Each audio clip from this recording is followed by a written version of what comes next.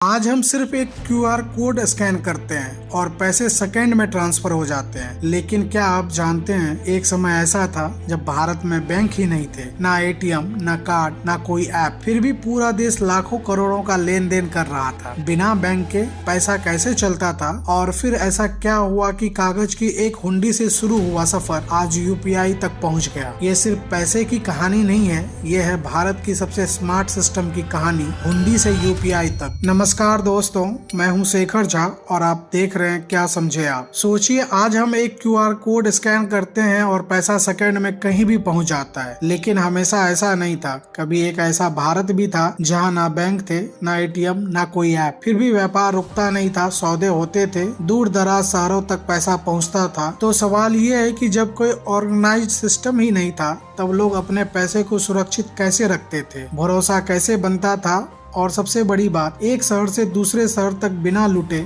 बिना खोए पैसा जाता कैसे था। क्योंकि अगर हर बार सिक्के लेकर चलो तो रास्ते में चोरी का खतरा, वजन की समस्या और हर जगह अलग अलग कीमतों का झंझट। मतलब सिस्टम था, लेकिन उसमें इतनी खामियां थी कि बड़ा व्यापार करना लगभग नामुमकिन लगने लगता था। और यहीं से शुरू होती है असली कहानी, उस गैप की जहाँ जरूरत थी एक ऐसे सिस्टम की जो भरोसे पर चले और दूरी को खत्म कर दे, और जो बिना बैंक के भी पूरे देश की अर्थव्यवस्था को जोड़ कर रख सके। यही वो समस्या थी जिसमें भारत को मजबूर किया ऐसे सॉल्यूशन की तरफ बढ़ने के लिए, जिसने पैसे को सिर्फ एक चीज नहीं बल्कि एक सिस्टम बना दिया। और यहीं से कहानी मोड़ लेती है और यहीं से हम पहुंचते हैं उस दौर में जब पैसे जैसा कुछ ही नहीं था। लोग सीधे चीजों के बदले चीज लेते थे, यानी वस्तु विनिमय प्रणाली। अगर किसी के पास अनाज है और उसे कपड़ा चाहिए, तो उसे ऐसा व्यक्ति ढूंढना होगा जिसके पास कपड़ा हो और जिसे अनाज चाहिए। सुनने में आसान लगता है, लेकिन असल में यही सबसे बड़ी समस्या थी, क्योंकि हर बार जरूरतें मैच नहीं होती थी। कई बार आपके पास देने को जो होता था वो सामने वाले को चाहिए ही नहीं, और जो आपको चाहिए वो उसके पास नहीं होता था। ऊपर से एक और मुश्किल,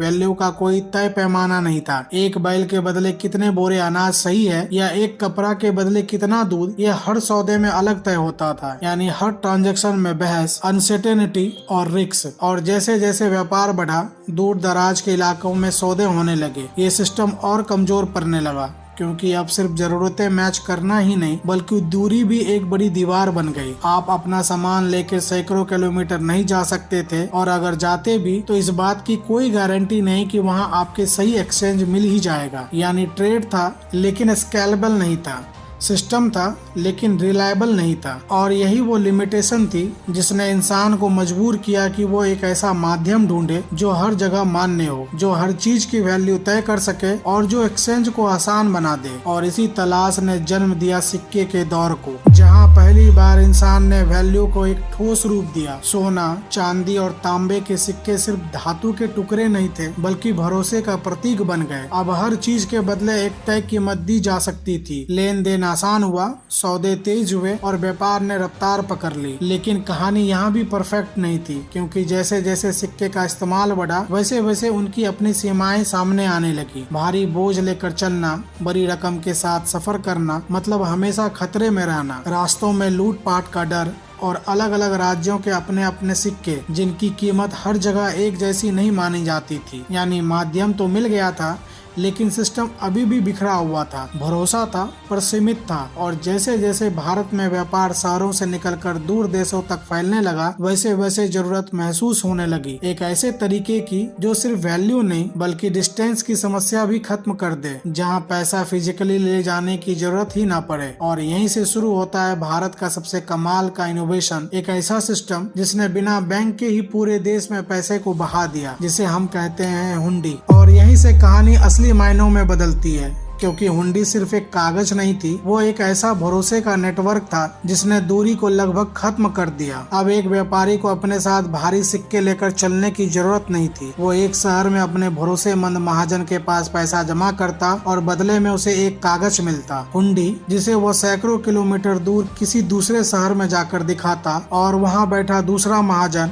उसी कागज के भरोसे उसे पैसा दे देता। सोचिए, बिना बैंक, बिना डिजिटल सिस्टम, बिना किसी सरकारी सर्वर के, सिर्फ भरोसे और पहचान पर पूरा देश जुड़ा हुआ था। व्यापार तेज हुआ, जोखिम कम हुआ और एक अनौपचारिक लेकिन बेहद ताकतवर नेटवर्क खड़ा हो गया, जहाँ नाम ही गारंटी था और साख ही सिक्योरिटी। अलग अलग तरीकों की हुंडियां, दर्शनी मुश्ती अपने अपने काम के हिसाब से इस्तेमाल होती थी। यानी ये सिर्फ ट्रांसफर का तरीका नहीं था, बल्कि पूरा का पूरा एक देसी बैंकिंग सिस्टम था जो सालों तक चलता रहा और बड़े बड़े व्यापारियों के रीढ़ बना रहा। लेकिन जैसे जैसे समय बदला, व्यापार और बड़ा हुआ, नियम कानून की जरूरत बढ़ी और एक ऐसे सेंट्रलाइज सिस्टम की मांग उठने लगी जहां भरोसा सिर्फ नाम पर नहीं बल्कि संस्थाओं पर टिका हो। और यहीं से एंट्री होती है एक नए दौर की, बैंक की दौर की। और यहीं से शुरू होता है भारत में बैंकिंग का असली अध्याय, जहां भरोसा अब किसी व्यक्ति के नाम से उठकर एक संस्था की दीवारों के भीतर सुरक्षित होने लगा। 1770 में कोलकाता में बैंक ऑफ हिंदुस्तान की स्थापना हुई, एक ऐसा प्रयोग जिसने पहली बार भारत में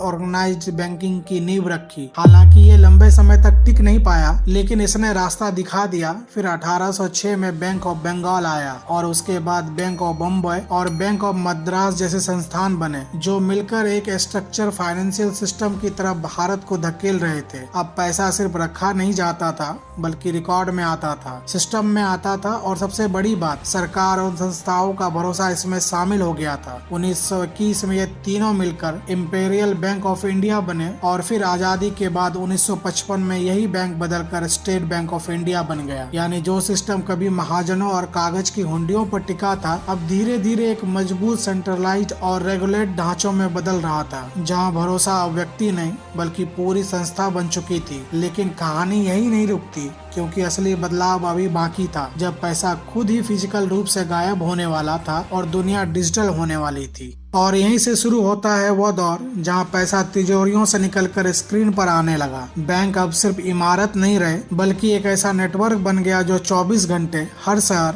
हर खाते को जोड़ रहा था। पहले एटीएम आए, जहां लाइन में खड़े बिना कभी भी पैसा निकाला जा सकता था। फिर आए डेबिट और क्रेडिट कार्ड्स, जिन्होंने जेब में नकद रखने की जरूरत ही कम कर दी। स्वाइप किया और पेमेंट हो गया। उसके बाद इंटरनेट बैंकिंग ने पूरा खेल बदल दिया। अब बैंक जाने की जरूरत खत्म होने लगी, घर बैठे ही transfer, bill payment, account management सब कुछ पॉसिबल हो गया। और जैसे जैसे मोबाइल हर हाथ में पहुंचा, बैंकिंग और भी पर्सनल होती चली गई। एप्स ने बैंक को आपकी जेब में डाल दिया। लेकिन इस बदलाव के साथ एक नई चीज आई, स्पीड और कन्वेनियंस के साथ साथ सिस्टम पर बढ़ती हुई डिपेंडेंसी। अब भरोसा सिर्फ बैंक पर नहीं, टेक्नोलॉजी पर भी था, सर्वर पर भी था, नेटवर्क पर भी था। और यहीं से कहानी अपने सबसे तेज मोड़ पर पहुंचती है, क्योंकि अब पैसा सिर्फ डिजिटल नहीं रहने वाला था, बल्कि इंस्टेंट होने वाला था, बिना डिटेल्स के, बिना इंतजार के, सिर्फ एक क्लिक या स्कैन में। और यहीं से शुरू होती है भारत की सबसे बड़ी फाइनेंशियल रिनोवेशन, यूपीआई। और फिर आया वो पल जिसने पूरे खेल के नियम बदल दिए, यूपीआई, जहां बैंकिंग पहली बार सच में आम आदमी के हाथ में आ गई। अब ना IFSC याद रखने की जरूरत, ना लंबा अकाउंट नंबर, बस एक QR कोड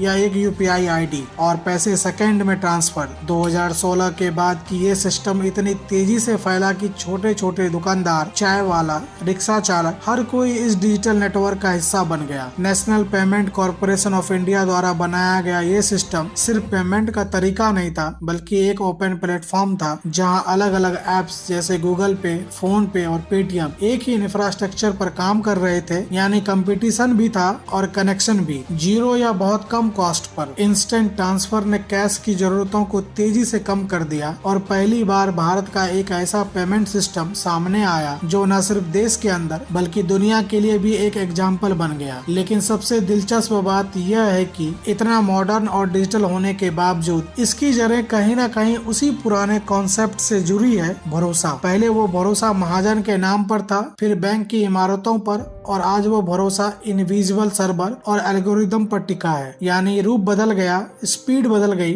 लेकिन सिस्टम का मूल आज भी वही है, एक ऐसा भरोसा जो पूरे देश को जोड़ता है। और यही है हुंडी से यूपीआई तक के सफर की असली ताकत। लेकिन असली ट्विस्ट यही छुपा है। हम सोचते हैं कि हमने बहुत बड़ा सफर तय कर लिया, कागज से कोड तक, महाजन से मशीन तक, लेकिन अगर ध्यान से देखें तो कहानी उतनी बदली ही नहीं जितने हमें लगती है। पहले भी पैसा हाथ में नहीं होता था, वो सिर्फ एक वादा होता था कि तुम्हारा पैसा यहाँ सुरक्षित है। आज भी वही है, बस वो वादा अब स्क्रीन पर दिखता है। पहले धोखा देने वाला इंसान होता था, आज सिस्टम में एक ग्लिच, एक हैक, एक सर्वर डाउन और पूरा भरोसा हिल सकता है। पहले आपको महाजन पर भरोसा करना पड़ता था, आज आपको एक ऐसे सिस्टम पर भरोसा करना पड़ता है जिसे आप देख भी नहीं सकते, समझ भी नहीं सकते। और शायद यही सबसे बड़ा बदलाव है। पैसा अब सिर्फ लेन देन का माध्यम नहीं रहा, ये एक इनविजिबल पावर बन चुका है जिसे कुछ ही संस्थाओं और टेक्नोलॉजी कंट्रोल करती है, और हम सब उस पर भरोसा करके अपनी पूरी मेहनत, अपनी कमाई, अपनी जिंदगी उससे जोड़ चुके हैं। तो सवाल ये नहीं है कि पैसा कैसे बदल गया, सवाल ये है कि क्या हम सच में सिस्टम को समझते हैं या फिर उस पर आंख बंद करके भरोसा कर रहे हैं। और शायद यही इस पूरी कहानी का सबसे बड़ा सच है। हुंडी से यूपीआई तक का ये सफर हमें सिर्फ ये नहीं बताता कि टेक्नोलॉजी कितनी आगे बढ़ गई, बल्कि ये दिखाता है कि हम हर दौर में एक ही चीज ढूंढते रहे, भरोसा। पहले वो भरोसा किसी इंसान के नाम पर था, फिर एक संस्था पर, और आज एक ऐसे सिस्टम पर है जिसे हम देख नहीं सकते, लेकिन उसी पर अपनी पूरी कमाई टिकाए बैठे हैं। फर्क सिर्फ इतना है कि पहले जोखिम दिखता था, आज छुपा हुआ है। और जब जोखिम दिखता नहीं